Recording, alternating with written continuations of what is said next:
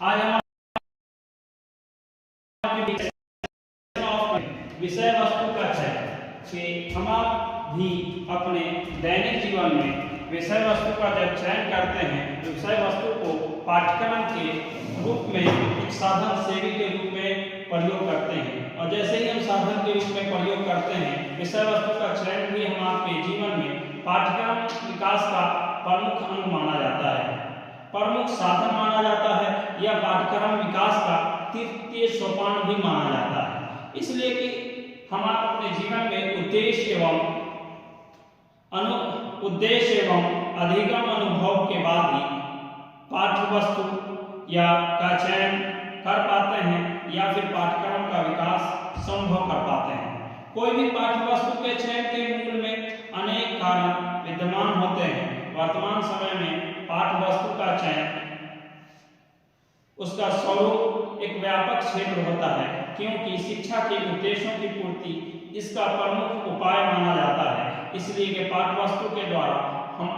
पाठ्यक्रम का विकास कर पाते हैं और पाठ्यक्रम का विकास की प्रक्रिया का निर्वहन कर पाते हैं और अलग अलग भूमिकाओं का निर्माण कर पाते हैं। इसलिए हम अपने दैनिक जीवन के अंदर पाठ्य वस्तु या विषय वस्तु के चयन से पूर्व हम कुछ बहुत सारे महत्वाकांक्षी नियमों का पालन करते हैं, जिसमें है ability and level of student, छात्रों की योग्यता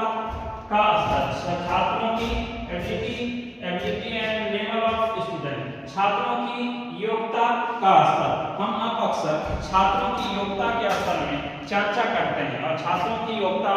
ये होती है कि हम वर्तमान समय में हम जब छात्रों की योग्यता पर चर्चा करते हैं तो पाठ्यक्रम के एक स्वरूप को व्यापक रूप में लेते हैं और व्यापक रूप में लेने के संदर्भ में प्रत्येक छात्र की योग्यता एवं स्तर को ध्यान में रखकर हम पाठ्यक्रम का स्वरूप निर्धारित करते हैं। इसलिए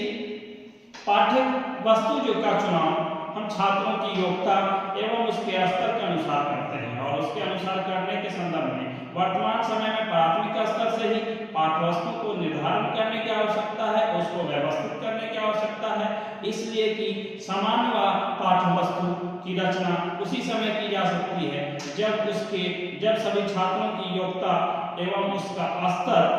हम आपके ध्यान में है और ध्यान में रखकर पाठ्य वस्तु की व्यापकता के क्षेत्र में पाठ्यक्रम को भी व्यापक रूप स्थान दिया जा सकता है, जिसके अंदर छात्रों की समस्याओं का समाधान किया जा सकता है। इसलिए छात्रों की योग्यता एवं उसके स्तर के संदर्भ में हमें गहन चिंतन करने की आवश्यकता है।